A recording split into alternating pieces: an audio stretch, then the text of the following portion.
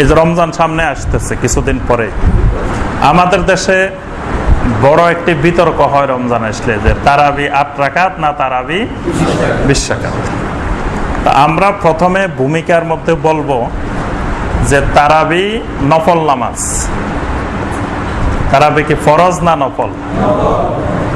যদি বলেন যে তারাবি তো সুন্নত, আবার আমি নফল বললাম কোথা থেকে? সুন্নত আর নফল এক জিনিস, মানে সমস্ত ইবাদত মূলত 2 ভাগে বিভক্ত, একটা ফরজ একটা নফল।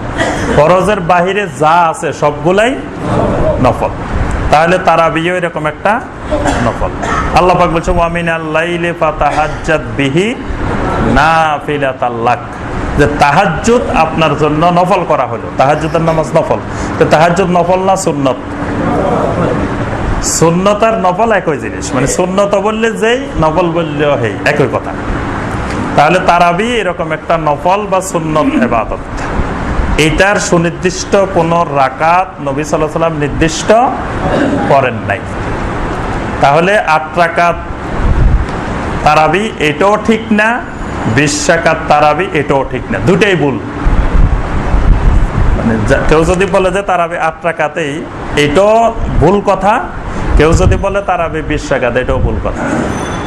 তারাবির কোনো সুনির্দিষ্ট রাকাত নাই, এটা নফল সালাত। যদি নির্দিষ্ট হইতো নবী সাল্লাল্লাহু আলাইহি ওয়াসাল্লাম নির্দেশ করে দিতেন যে তোমরা এত রাকাত তারাবি আদায় করো। তারাবি শব্দটা তো হাদিসেই নাই, এটা পরবর্তী যুগে আবিষ্কার হয়েছে তারাবি শব্দটা, তবে এটা অসুবিধা নাই তারাবি বলাতে। কিন্তু এটা হলো কিয়ামে রমাদান, কিয়ামে রমাদান, কিয়ামুল লাইল, এগুলো সব এক জিনিস। মানে তাহাজ্জুদ, তারাবি এগুলা সব এক জিনিস।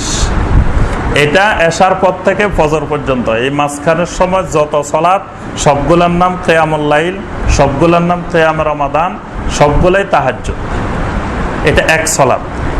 তো সুতরাং এই সালাতের কোনো সুনির্দিষ্ট রাকাত নবী সাল্লাল্লাহু আলাইহি ওয়াসাল্লাম নির্দিষ্ট করেন নাই। এই জন্য এটা নিয়ে বিতর্ক করা হলো, বেহুদা জিনিস নিয়ে মানে বিতর্ক করা। কেউ কেউ দলিল দেয় যে মক্কা মদিনায় 20 রাকাত পড়ে, সুতরাং তারাবি 20 রাকাত।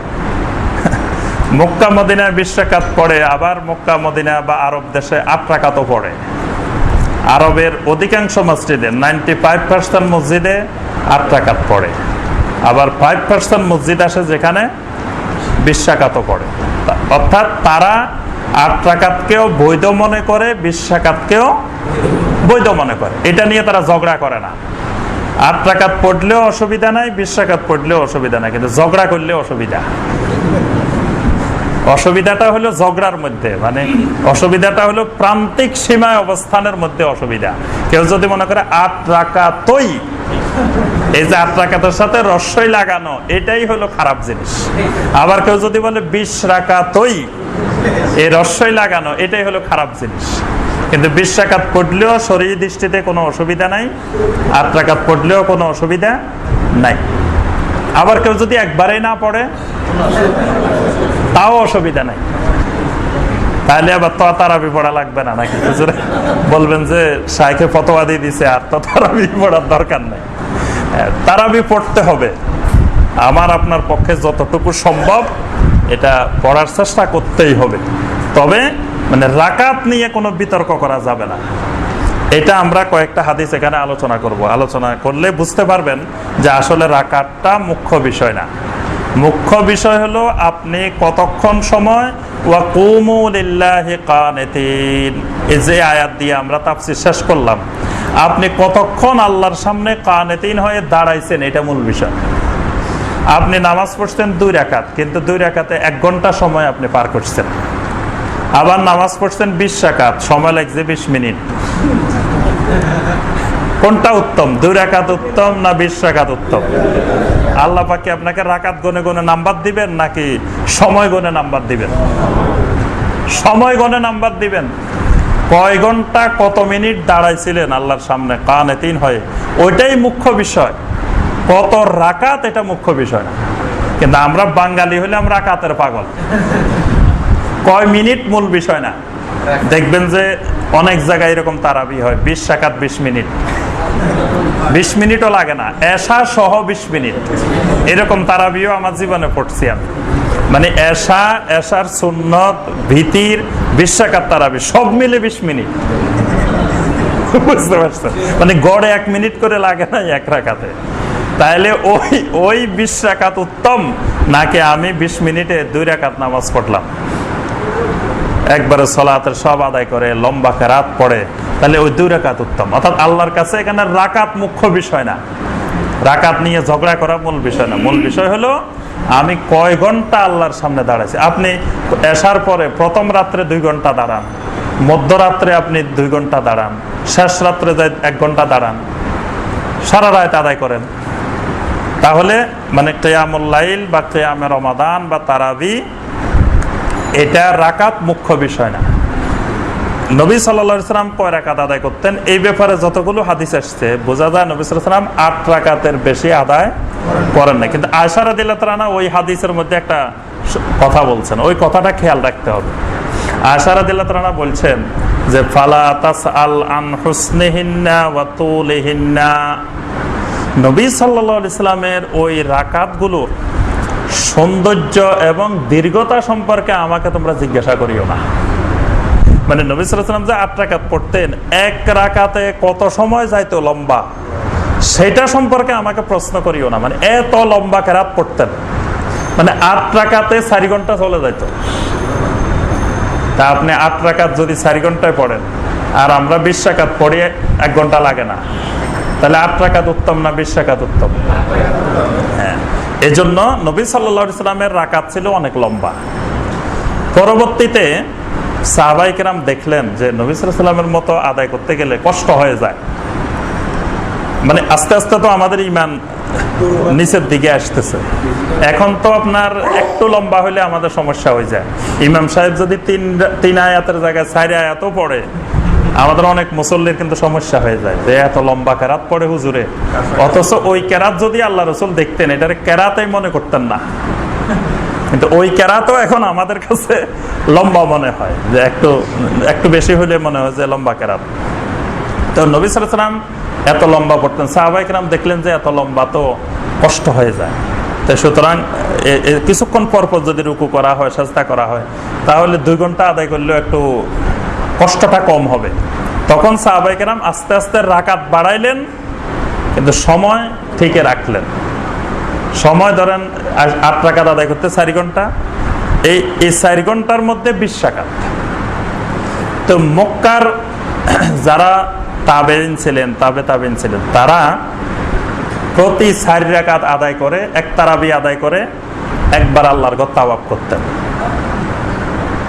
4 রাকাত আদায়ের পরে একবার তাওয়াফ, তাহলে এরকম 5 তারাবি তারা আদায় করতেন। মানে তারা রাকাত বাড়াইছেন, যে নবী সাল্লাল্লাহু আলাইহি ওয়াসাল্লামের 8 রাকাতের তারা 20 রাকাত বানাইছেন। কিন্তু সময় ওইটা এই আবার এই 20 রাকাতের মাঝখানে তারা 4 বার, শেষের বার তাওয়াফ করতেন না, প্রথম 4 বার তারা তাওয়াফও করতেন। তো মদিনায় যারা ছিলেন, মদিনা মুনাওয়ারায়, তারা বলল যে মক্কার তাবেঈনেরা এত আগায় যাবে, আমরা পিছায় থাকবো কেন? দেখেন, এটা হলো মুসাবাকাতু ফিল খায়রাত, নেক কাজে প্রতিযোগিতা। তখন তারা বলল যে শোনো, 4 রাকাত তো আদায় করা হবে, মক্কার তাবেঈরা সাহাবীরা যেরকম আদায় করে আমরাও এরকম 4 রাকাত আদায় করব। করার পরে তারা আল্লাহর ঘরে তাওয়াফ করে, আমাদের তো আর তাওয়াফ নাই। তো ওই তাওয়াফের সময়ের মধ্যে আমরা আরো 4 রাকাত আদায় করব। মক্কার তাবেঈনেরা তাওয়াফ করে, আমরা ওই তাওয়াফের সময়টাতে আরো 4 রাকাত। তাহলে এরা 4 বার তাওয়াফ করে, ওরা 4 বার 4 রাকাত করে পড়লো। কয় রাকাত হইলো? আরো 16 রাকাত তারা বেশি পড়তেছে মদিনাতে। মানে মক্কার তাবেঈনেরা পড়তো 20 রাকাত, মদিনার তাবেঈনেরা পড়তো 36 রাকাত। তারাবি শুনি আমরা খালি 8 রাকাত আর 20 রাকাত, 36 রাকাতের কোনো খবরে নাই।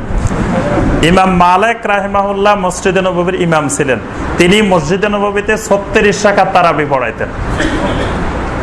তার ইমামতিতে 36 রাকাত তারাবি হইতো। তার পিছনে অনেক বড় বড় তাবেঈনেরা মসজিদে নববীতে তারাবি পড়তেন। তাহলে আপনি 36 রাকাত পড়েন, 20 রাকাত ঝগড়া করেন কেন? যেহেতু রাকাত বেশি দরকার, তাহলে 36 রাকাত পড়ি আমরা মসজিদে, অসুবিধা কি? এবং 36 রাকাতের ব্যাপারে শক্ত দলিল, 36 রাকাতের মতো দলিল আর কোনোটার নাই। আপনি এই দলিলগুলো আলোচনা করলে দেখতে পাবেন যে 36 রাকাত, যেখানে ইমাম মালিকের মতো ইমাম তিনি 36 রাকাতের ইমামতি করছেন, তাহলে এর থেকে সুস্পষ্ট দলিল আর কি? আমরা একটা দলিল দিই যে ওমরের যুগে 20 রাকাত, এটাই তো বড় দলিল। 20 রাকাতের দলিল হলো যে ওমর রাদিয়াল্লাহু তাআলা যখন মসজিদে নববীতে ইমাম বানাইলেন এই উবাই ইবনে কাব রাদিয়াল্লাহু তাআলা, তখন ওমর বলছেন যে 20 রাকাতের ইমামতি করার জন্য। এটা হলো 20 রাকাতের বড় দলিল। তো সেখানে দুই রকম হাদিস আছে। ওমর রাদিয়াল্লাহু তাআলা 8 রাকাত পড়ার নির্দেশ দিয়েছেন, এই ব্যাপারেও হাদিস আছে। উবাই ইবনে কাবকে 8 রাকাত পড়াইতে বলছেন, এটার হাদিসও আছে, 20 রাকাতের হাদিসও আছে। তাহলে সেটা এত স্পষ্ট প্রমাণ হয় না সেখানে কি 8 রাকাত ছিল না 20 রাকাত ছিল। কিন্তু ইমাম মালিক যে 36 রাকাত পড়াইতেন, এইটার দলিল সবচেয়ে শক্তিশালী। তাহলে আমরা বেশি পড়ি, কম পড়বো কেন? 36 রাকাতের তাই আমল করি। এখন একজন লোক সারাদিন মাটি কাটছে, সারাদিন পাথর ভাঙছে, ইট ভাঙছে, এই লোকের যদি আনি বলেন যে রাত্র 36 রাকাত তারাবি পড়ো, এই লোকের অবস্থা কি হবে? এই জন্যই আল্লাহ পাক এখানে ওয়াসাআত রেখেছেন। এই একতালাপটা হলো ওয়াসাআতুল উম্মাহ, মানে এটা আল্লাহর এক বিরাট রহমত। আল্লাহ পাক এর মধ্যে ওয়াসাআত রেখেছেন, প্রশস্ততা রেখেছেন। সুনির্দিষ্ট করে দিলে 36 রাকাত, আপনি আমি 1 রাকাত কমও পড়তে পারতাম না, বেশিও পড়তে পারতাম না। কিন্তু আল্লাহ পাক এখানে প্রশস্ততা রেখেছেন। আপনি ইচ্ছা করলে 8 রাকাতও পড়তে পারতেছেন। আজকে শরীর খারাপ লাগতেছে, আপনি 8 রাকাত পড়েন। আজকে ভালো লাগতেছে, 20 রাকাত পড়েন। আরেক